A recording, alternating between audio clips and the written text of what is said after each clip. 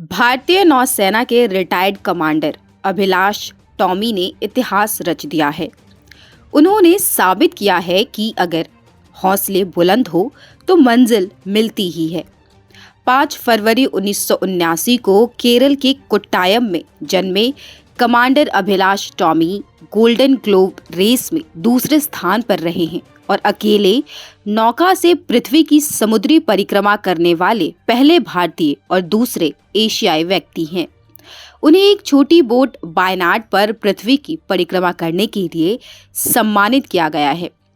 236 दिनों तक चले इस यात्रा के दौरान मौत कई बार अभिलाष को छूकर निकल गई, पर अभिलाष के इरादे डगमगाए नहीं। नमस्कार, मैं हूं अपराजिता सिंह और इंडिया सेंटिनल्स में आज हम बात करेंगे अभिलाष टॉमी की इसी अविश्वसनीय यात्रा के बारे में। भारतीय नौसेना के कीर्ति चक्र से सम्मानित रिटायर्ड कमांडर अभिलाष टॉमी ने अपनी अविश्वसनीय यात्रा के दौरान अपनी नाव क्षतिग्रस्त होने के बावजूद 55,000 किलोमीटर से अधिक की यात्रा की। गोल्डन ग्लोब रेस 2018 में भारत का प्रतिनिधित्व करते हुए अभिलाष टॉमी की नौका क्षतिग्रस्त हो गई थी। अपनी यात्रा के बारे में बात करते हुए अभिलाष टॉमी ने कहा, मेरी यात्रा तब शुरू हुई जब नौसेना ने सागर परिक्रमा नामक कार्यक्रम की घोषणा की और एक बार जब ये समाप्त हो गया तो नौसेना कुछ बड़ा करना चाहती थी और देखना चाहती थी कि क्या मैं नॉन स्टॉप नेविगेशन कर सकता हूँ। मेरी बिना रुके जल यात्रा के बाद एक प्रश्न था कि आगे क्या करना है। गोल्डन ग्लोब रेस में चुनौतियों के बारे में बात करते हुए कमांडर टॉमी ने कहा, ये एक हाथ से बिना रुके जल यात्रा की रेस है और आपको फ्रांस के एक शहर से शुरू करना होगा और फिर लगभग 30,000 मील या लगभग 55,000 से 60,000 मील तक दुनिया भर में जाना होगा। किसी भी साथी प्रतिभागी या किसी और की मदद के बिना रेस को बिना रुके समाप्त किया जाना चाहिए और फिर उसी स्थान पर समाप्त होना चाहिए।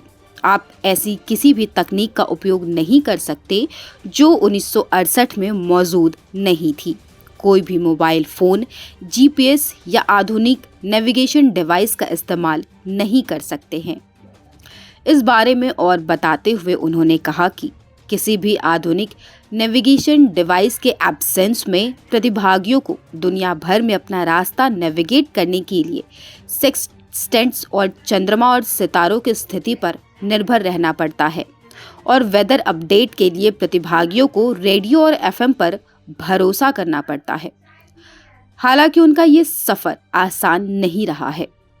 2018 में अभिलाष टॉमी ने गोल्डन ग्लोब रेस के 50वें संस्करण में भाग लिया, जो 1 जुलाई 2018 को शुरू हुआ था, लेकिन बीच में ही उनका एक्सीडेंट हो गया।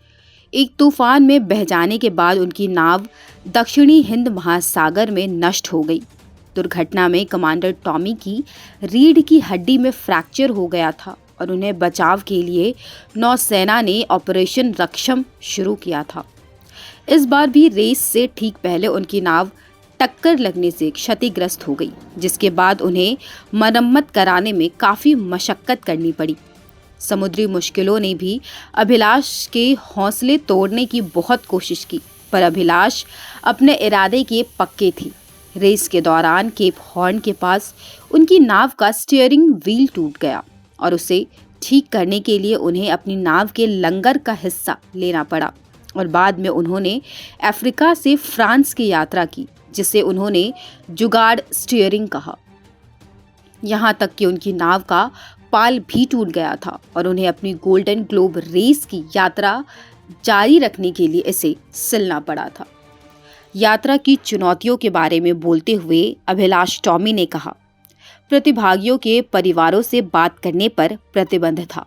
मुझे नहीं पता था कि घर में क्या हो रहा है। मेरे बेटे को स्कूल में एडमिशन मिला या नहीं, मुझे नहीं पता था। ये बहुत निराशाजनक था।